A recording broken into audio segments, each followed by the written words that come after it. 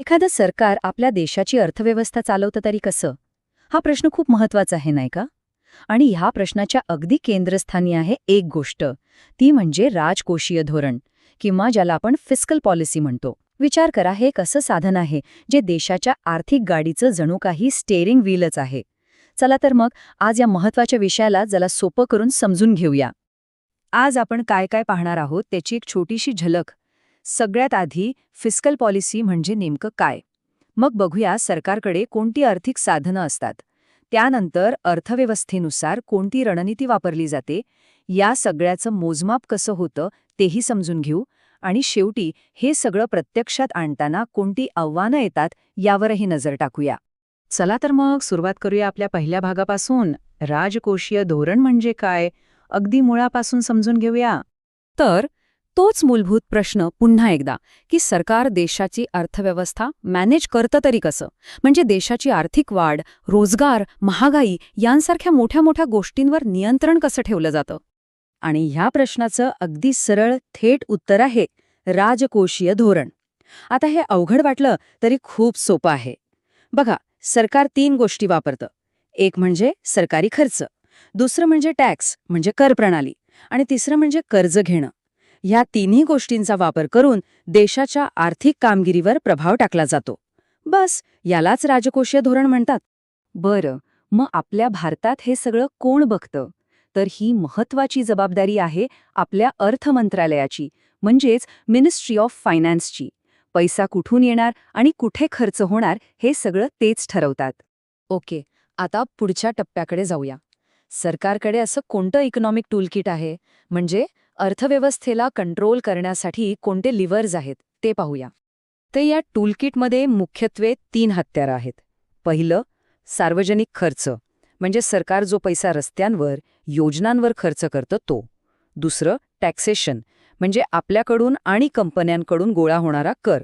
आणि तिसरं, सार्वजनिक कर्ज, म्हणजे जेव्हा खर्च जास्त आणि कमाई कमी असते तेव्हा सरकार जे कर्ज उचलतात ते. आता हे सगळं प्रत्यक्षात कसं दिसतं? बघा, मनरेगासारख्या योजनांवर जो खर्च होतो तो झाला सार्वजनिक खर्च. जीएसटीचे रेट कधी कमी जास्त होतात तो झाला टॅक्सेशन मधला बदल. आणि सरकारने गव्हर्नमेंट बॉन्ड्स किंवा ट्रेजरी बिल्स विकून पैसे उभे केले की ते झालं सार्वजनिक कर्ज. ही सगळी त्याचीच उदाहरणं आहेत. ठीक आहे, तर आता आपल्याकडे ही 3 साधनं आहेत. पण प्रश्न हा आहे की ती वापरायची कधी आणि कशी? कारण योग्य वेळी योग्य रणनीती वापरणं खूप महत्वाचं आहे. मुख्यतः 3 प्रकारची धोरणं असतात.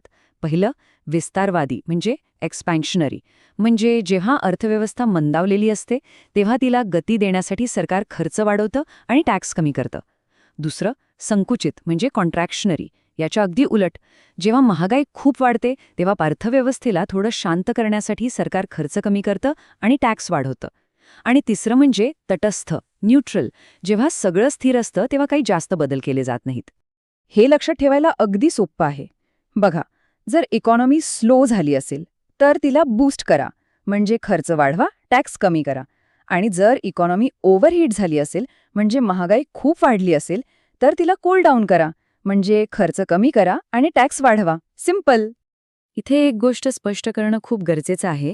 फिस्कल पॉलिसी आणि मॉनिटरी पॉलिसी या 2 वेगळ्या गोष्टी आहेत. फिस्कल पॉलिसी म्हणजे राजकोषीय धोरण, हे सरकारचं अर्थ मंत्रालय राबवतं. त्यांची हत्यारं आहेत खर्च आणि टॅक्स. दुसरीकडे आहे मॉनिटरी पॉलिसी म्हणजे मौद्रिक धोरण, जे आपलं रिझर्व्ह बँक ऑफ इंडिया म्हणजे आरबीआय राबवतं, आणि त्यांची हत्यारं आहेत रेपो रेट किंवा सीआरआर. दोन्हीचा उद्देश एकच, पण खेळाडू आणि नियम वेगळे आहेत. चला, आता चौथ्या भागाकडे वळूया. सरकारने हे सगळं केलं, पण ते यशस्वी झालं की नाही हे कसं कळणार? म्हणजे या कामगिरीचं मोजमाप कसं होतं आणि आर्थिक शिस्त कशी पाळली जाते? यासाठी सर्वात महत्त्वाचा शब्द आहे फिस्कल डेफिसिट, म्हणजेच राजकोषीय तूट. हे अगदी आपल्या घरच्या बजेटसारखं आहे. समजा तुमची कमाई 100 रुपये आहे आणि खर्च 120 रुपये, तर ती 20 रुपयांची जी तूट आहे तसंच काहीसं सरकारचं असतं. जेव्हा सरकारचा एकूण खर्च त्याच्या कमाईपेक्षा कर्ज वगळून जास्त असतो तेव्हा त्या फरकाला फिस्कल डेफिसिट म्हणतात. आणि हा जो आकडा दिसतोय 4.4%, हा खूप महत्वाचा आहे. हे आर्थिक वर्ष 2025-26 साठी सरकारने ठेवलेलं फिस्कल डेफिसिटचं लक्ष्य आहे जीडीपीच्या तुलनेत. या आकड्यावरूनच सरकारच्या आर्थिक आरोग्याचा अंदाज येतो. फक्त फिस्कल डेफिसिटच नाही तर इतरही काही महत्त्वाचे आकडे आहेत, जसं की प्रायमरी डेफिसिट, रेव्हेन्यू डेफिसिट आणि एक महत्त्वाचा म्हणजे कॅपिटल एक्सपेंडिचर म्हणजे भांडवली खर्च. हा एक प्रकारचा चांगला खर्च आहे, कारण तो रस्ते, बंदरं अशा गोष्टींवर होतो ज्यातून भविष्यात देशाचा फायदा होतो. आता सरकारवरही आर्थिक शिस्त लावण्यासाठी एक रूलबुक सुद्धा आहे. हा एक महत्त्वाचा कायदा आहे. त्याचं नाव आहे fiscal responsibility and budget management act किंवा शॉर्टमध्ये FRBM ॲक्ट, जो 2003 मध्ये लागू झाला.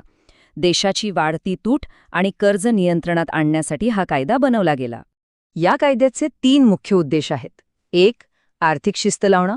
2. सरकारचं एकूण कर्ज जीडीपीच्या 60% जास्त होणं देणं.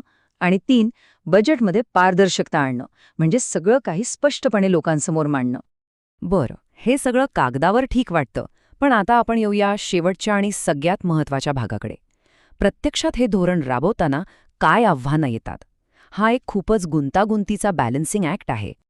हे प्रत्यक्षात राबवताना अनेक गुंतागुंतीची आव्हानं उभी राहतात. पहिलं आहे क्राउडिंग आउट इफेक्ट. म्हणजे काय, तर जेव्हा सरकार बाजारातून खूप जास्त कर्ज उचलतं तेव्हा खासगी कंपन्यांसाठी कर्ज घेणं महाग होऊन बसतं. त्यांच्यासाठी गुंतवणूक करणं कठीण होतं. दुसरा आहे फिस्कल ड्रॅग. हा एक प्रकारचा छुपा टॅक्स आहे. समजा महागाईमुळे तुमचा पगार वाढला, पण तुमची खरेदी करण्याची क्षमता तेवढीच राहिली, पण वाढलेल्या पगारामुळे तुम्ही मात्र वरच्या टॅक्स स्लॅबमध्ये जाता. तिसरं आव्हान आहे फिस्कल फेडरलिझम, म्हणजे केंद्र आणि राज्यांमध्ये पैशांच्या वाटपावरून होणारी रस्सीखेच. आणि चौथं एक खूप मोठं आव्हान आहे, ते म्हणजे ऑफ बजेट कर्ज. हे एक प्रकारचं छुपं कर्ज आहे जे थेट बजेटमध्ये दिसत नाही. सरकार आपल्या सार्वजनिक कंपन्यांना कर्ज घ्यायला लावतं, पण त्याची जबाबदारी अप्रत्यक्षपणे सरकारवरच असते. आणि ह्या सगळ्या चर्चेनंतर एक प्रश्न मनात येतोच.